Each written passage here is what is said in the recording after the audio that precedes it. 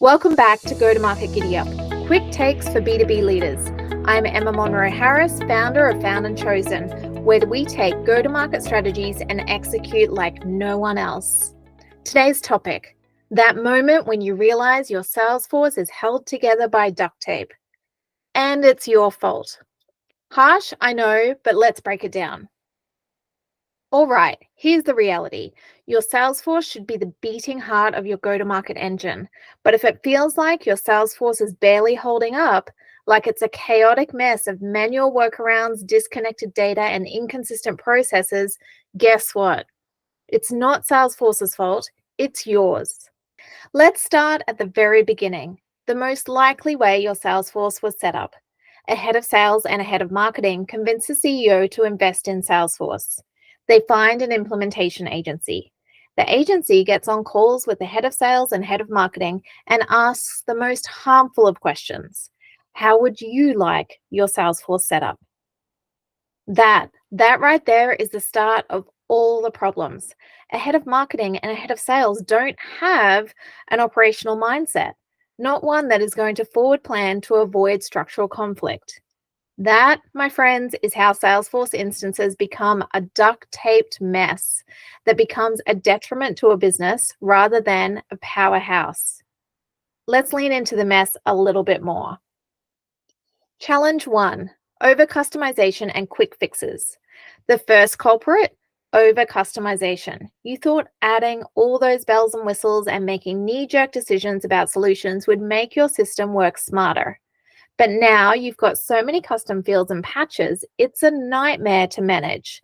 This approach has turned Salesforce from a strategic asset into a tangled web of quick fixes.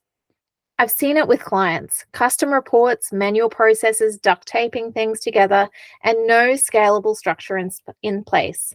You're treating Salesforce like a static database rather than an agile, evolving tool. This is where you need to look at it differently. Salesforce is piping. Data is separate and is the water that flows through the piping. If you don't have the piping done well and correctly from the beginning, then the data is going to fly everywhere and create a big mess. Challenge 2, data silos. Here's another thing.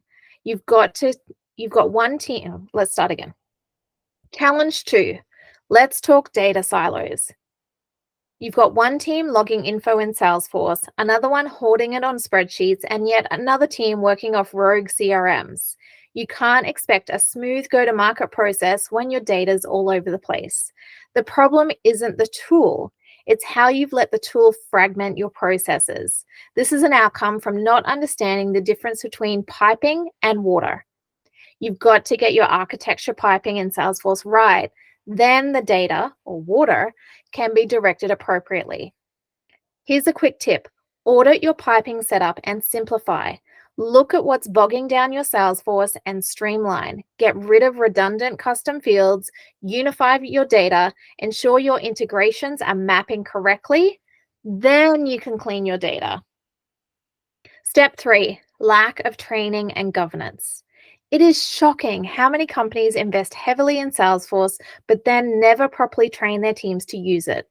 Without training, Salesforce becomes this chaotic mess. No one fully understands or uses to its potential. It's like having a Ferrari, but never learning to drive it.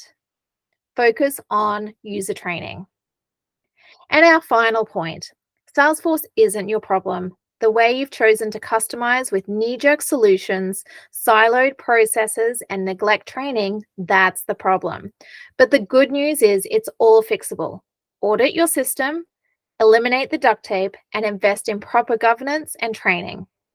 At the end of the day, your Salesforce is only as good as the piping and the water that flows through it. Stop blaming the tool and start owning the setup. The faster you do that, the faster your Salesforce turns into an efficient machine that it was meant to be. Thanks for joining me on Go-to-Market Giddy Up, quick takes for B2B leaders. Now let's stop patching things up with duct tape and execute smarter, faster, and better. Giddy up, team, let's execute.